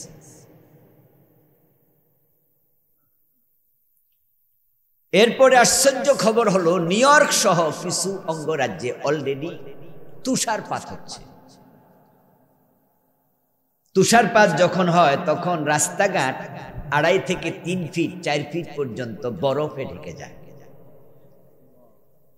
তাহলে একই রাষ্ট্রে কিছু অঙ্গরাজ্যে বরফ পড়তেছে, কিছু অঙ্গরাজ্যে আগুন জ্বলতেছে। আমাদের বাংলাদেশেই যারা 60-70 বছর বয়স কোনোদিন বরফ পড়তে দেখছেন? সুবহানাল্লাহ। আমরা দাবানলও জ্বলে না, আমাদের দেশে বরফও পড়ে না। আমাদের দেশটা মায়ের কোলের সন্তান, মায়ের পেটের সন্তান যেমন নিরাপদে থাকে, আল্লাহ আমাদেরকে এমন নিরাপদে রেখেছেন। সুবহানাল্লাহ। এই শীতের মাঝে, শীতকাল চলছে, জানুয়ারি মাস তো শীতের যৌবনকাল, ঠিক না? শীত নভেম্বরে আসে, আস্তে আস্তে করে জানুয়ারিতে বাড়ে, ফেব্রুয়ারিতে আবার কমে যায়। জানুয়ারিটা শীতের যৌবন, অথচ আমরা একটা জামা গায়ে আর একটা কোটি গায়ে। আপনারা অনেকে বসে আছেন একটা জাম্বার গায়ে। আমেরিকার নিউ ইয়র্কে আমি 2021 একবার গিয়েছিলাম 10 দিনের সফরে। ওখানে আমি 2-3 দিন থাকার পরে আমার সর্দি এমন লাগছে, টান দিয়া দেখি নাক দিয়ে রক্ত বের হচ্ছে। তা আমি আমার বাংলাদেশি এক ভাইকে বললাম যে ভাই এত শীত থাকেন কেমনে? উনি আমার জবাব দিয়ে বললো যে হুজুর শীত তো আসেই নাই, ডিসেম্বরে যদি থাকেন তাহলে শীত পাবেন। আমি সাথে সাথে বলছি আল্লাহ যেন আমার হেফাজত করে আমি না থাকি, কারণ আমার এখনই নাকের ভিতরে রক্ত জমে গেছে। আর তাহলে আমি তখন তো থাকবো কিভাবে? আমি থাকবো না। আমার 10 দিনের সফর ছিল, আমি দৌড়াইয়া চলে আসছি কোন রকম, চাচ্ছিলাম পাখির মতো উড়াল দিতে, এত শীত। আমি একটা মসজিদের উপরে, নিউ ইয়র্কে ওদের অফিস আছে, অফিসের সাথে গেস্ট রুম আছে, ওখানে আমাকে থাকতে দিল। ওখানে থেকে থেকে আমি মাহফিল করি। মসজিদের নাম বাইতুল মামুর, মুসলিম উম্মাহ অফ নর্থ আমেরিকা, মুনা। বাংলাদেশি বাইরে মসজিদটা করেছে। তা আমি কাপড় চোপড় ধুয়ে সকালবেলায় একটু শুকাতে দেব, হয়তো 8:30-9টা বাজে, সূর্য উঠছে, ভালো তাপ দিচ্ছে। তা আমার পাশে একটু খালি জায়গা আছে, ওখানে চেয়ার, কিছু চেয়ার রাখছে ওরা, প্লাস্টিকের চেয়ার। তো আমি ভাবলাম চেয়ারের মাঝে জামাটা একটু মেলে দেই, শুকাইলে পরে ভিতরে নিয়ে আসবো, একটু পানিটা ঝরে যাক। গিয়ে দেখি চেয়ারের মাঝে পানি জমা। ভাবলাম রাতে হয়তো বৃষ্টি হয়েছে, পানিটা ফেলে দেই, চেয়ার ধরে ধাক্কা দেই, পানি পড়ে না। হাত দিয়ে দেখি বরফ। এবার ভাবেন কি পরিমাণ শীত পড়লে চেয়ারের পানি বরফ হয়ে গেছে। যেটা আমাদের ফ্রিজের ভিতরে হয়, ঠিক না? আমাদের ফ্রিজের ভিতরে যে ঠান্ডাটা, এটা হলো ওদের বাহিরে, অথচ রোদ তখন ভালো রোদ, আমি জামা শুকাইতে দিচ্ছি। আমার দেশ কি চমৎকার দেশ, কি আবহাওয়া, দাবানল নাই, কোন রকমের শীতের বরফ নাই, তুষার নাই, 12টা মাস ফসল হয়। আমি আশ্চর্য হয়েছি। তাদেরকে জিজ্ঞাসা করলাম যে আপনাদের দেশে এরকম 3.5 মাস 4 মাস বরফ পড়ে, তো আপনাদের ফল ফসলের খবর কি? উনারা জবাব দিলেন যে হুজুর, ফসল দূরের কথা, গাছের পাতাও থাকে না। কারণ বরফ যখন পড়তে থাকে তখন গাছের পাতা পর্যন্ত বরফে ঝরে যাবে, পুরা এমনি খাড়ায় থাকবে, একটা পাতা থাকবে না, অসংখ্য গাছ। এই 3.5-4 মাস কোনো ফসল হবে না, ফল হবে না। খান কি? বলেন কি খানার কি অভাব আছে? আর আমার দেশে 12 মাস ফসল হয়, এরপরও আমরা খাইতে পাই না, একটা ডিম 15 টাকা দিয়ে কিনা লাগে। কারণ তাদের দেশের নেতারা খুব সহজ। ওয়াশিংটন ডিসিতে বারাক ওবামার বাড়ি দেখতে গেলাম। 8 বছর প্রেসিডেন্ট ছিল বারাক ওবামার, নাম তো আপনাদের মনে থাকবেই, এটা তো কয়দিন আগের ঘটনা। এই বারাক ওবামার বাড়ি দেখলাম মাত্র 2.5 তলায়, দোতলা বিল্ডিং, এক সাইডে একটু বেশি। আমি জিজ্ঞাসা করলাম যে 8 বছর প্রেসিডেন্ট, এর বাড়ি 2.5 তলায়, আর আমরা দেশে তো অনেক পুলিশের কনস্টেবলের আছে 10 তলা। যদি এলাকায় মেম্বার চেয়ারম্যান হয়, আরেকজনকে আল্লাহর রহমতে বলে হয়, এলাকার মেম্বার চেয়ারম্যান কমিশনার হইলে তো কোটি টাকার মালিক হয়ে যায়। এমন পুলিশের অফিসার আছে, হাউন আঙ্কেল ওনার নাম, উনি নাকি কয়েক হাজার কোটি টাকার মালিক। কল্পনা করতে পারেন, বারাক ওবামা 8 বছরের প্রেসিডেন্ট, 2 মেয়াদ, 2.5 তলা বাড়ি। জিজ্ঞাসা করলাম কারণ কি? আমাদের বাংলাদেশি ভাইরা আমাকে সফর করালেন, বললেন যে হুজুর, ওরা তো আর আমাদের দেশের নেতাদের মতো চুরি করে না। এই দেশটা আল্লাহ রহমত দিয়ে ঢেকে রেখেছে, কিন্তু শুধু চোরদের কারণে দেশটা গরিব হয়ে গেছে, তলাবিহীন চুরি। এখন আমেরিকার দাবানল প্রসঙ্গে কথা আসলো, আমার মন যেটা বলে, কেন এই দাবানল? হাজার হাজার বাড়িঘর জ্বলে পুড়ে শেষ, বিমান থেকে দেখতেছেন যে কি জানি কেমিক্যাল দিচ্ছে যেন আগুন নিবানো যায়, নিভতেছে না। কারণ এই আমেরিকার ইন্ধনে গাজাতে তারা আগুন লাগাইছে, আর আল্লাহ গজবের আগুন লাগাইয়া দিছে। এই ফিলিস্তিনের গাজা গত 1 বছরে তারা মহা শ্মশান বানিয়ে ফেলেছে, কবরস্থান বানিয়ে দিয়েছে। বিল্ডিং গুলো ভেঙ্গে চুরে বোমার আঘাতে শেষ করে দিয়েছে। হাজার হাজার টন বোমা এই জানোয়ার ইসরায়েলি লোকগুলো ফিলিস্তিনে ফেলতেছে। যেদিন যুদ্ধটা লাগলো, যুদ্ধ লাগার সাথে সাথে আমেরিকা থেকে তারা মিসাইল পাঠিয়ে দিল, অস্ত্রের চালান পাঠিয়ে দিল, বিমান পাঠিয়ে দিল। তৎকালীন প্রেসিডেন্ট ছিল জো বাইডেন। ও জো বাইডেন আমেরিকা থেকে সফর করতেছে, ইসরায়েলে চলে আসলো। ইসরায়েলকে বলে গেল, গাজাকে শেষ করে দাও, তোমাদের সাথে আমরা আছি। এই আমেরিকার ইন্ধনে গাজার নিরীহ মুসলমানদেরকে তারা হত্যা করেছে, বাড়িঘর ভেঙেছে, হাজার হাজার টন বোমার আগুন তারা বিস্ফোরণ করেছে। আসমানের মালিক বলে, তোরা কোটি কোটি টাকা খরচ করে গাজা শেষ করেছিস, আর আমি আল্লাহ এক ইশারায় তোদেরকে শেষ করে দেব। বিশাল 2টা অঙ্গরাজ্য জ্বলে পুড়ে শেষ হয়ে যাচ্ছে। এটা আল্লাহর গজব। ইন্নাহু লা ইফলিহুজ জালিমুন। পবিত্র কোরআন মাজিদ আল্লাহ বলেছেন, নিশ্চয় জালেমরা কখনো সফল হবে না। এই যে আমাদের দেশে 15 বছর যিনি জুলুম করছে, তিনি কেন পালাইলো? আজ থেকে 805 বছর আগে সেন রাজপ্রাসাদের পিছন দিয়া পালাইছে। 805 বছর পরে আমাদের রাবেয়া বসরি ফালাইছে। এই 800 বছরে আর কেউ ফালায় নাই। ও দোস্ত, কেন পালালো? কারণ তারা এই 15 বছরে আলেমদের উপরে তো জুলুম করছে, যেটা স্বাধীনতার পরে আর কোন সরকার করে নাই। আলিয়া কওমি রাজনীতি ও রাজনীতি, হেফাজত, জামাত কারোরে ছাড়ে নাই। হুজুর ফাইছে যেখানে মাইর দিছে সেখানে। আমেরিকা যেমন মুসলমান পায় যেখানে মাইর দেয় সেখানে। Bosnia, Chechnya, Somalia, Kashmir, Algeria, ফিলিস্তিন, ইরাক, আফগানিস্তান, ইয়ামান, সিরিয়া, মায়ানমার, ঠিক না? মানে মুসলমান পাইছে যেখানে আমেরিকা সেখানে ইশারা দে, মার, শুধু মার, আমরা সাথে আছি। আমেরিকা যখন সব জায়গায় মুসলমান মারে, আল্লাহ কয় না, তোরেও আমি ছাড়বো না। এজন্য এক সাইডে দিচ্ছে বরফ আর এক সাইডে দিচ্ছে আগুন। যদিও আমরা এটা প্রত্যাশা করি না, আমরাও দোয়া করি আল্লাহ ওদের হেফাজত করুক, ওদেরকে আল্লাহ হেদায়েত দেখ, বলেন আমিন। কারণ মানুষ কষ্ট পাক এটা আমরা কামনা করি না।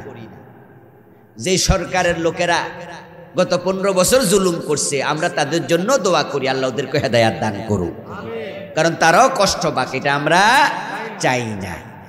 আমরা চাই সব মানুষ ভালো থাকে। প্রিয় ভাইয়েরা, আসুন আমরা আমাদের মূল পর্বে প্রবেশ করি। আমি আপনাদের সামনে পবিত্র কোরআন মাজিদ থেকে সূরাতুল বাকারায়ের 172 নম্বর আয়াতে কারিমা তিলাওয়াত করেছি। প্রিয় নবীজি সাল্লাল্লাহু আলাইহি ওয়াসাল্লামের পবিত্র মুখ অনুসৃত সহিহ বুখারীতে উদ্ধৃত একখানা ছোট্ট হাদিসে নববী পাঠ করেছি। আল্লাহ তাআলা তৌফিক দান করলে সেখান থেকে কিছু কথা বলবো ইনশাআল্লাহ। প্রিয় ভাইরা, এই জমিনে আমাদের পরিচয় হলো আমরা আল্লাহর গোলাম। মান আরাফা নাফসাহু ফাকাদ আরাফা রাব্বাহু, এটা একটা আরবি প্রবাদ।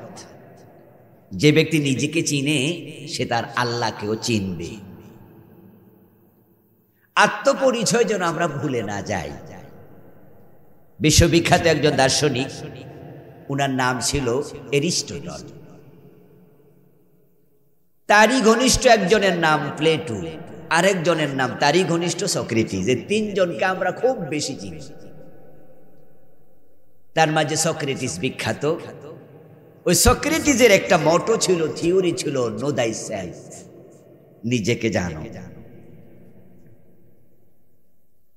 ওয়াফি আনফুসিকুম আফালা তুবসিরুন, আল্লাহ কোরআন মাজিদে বলেন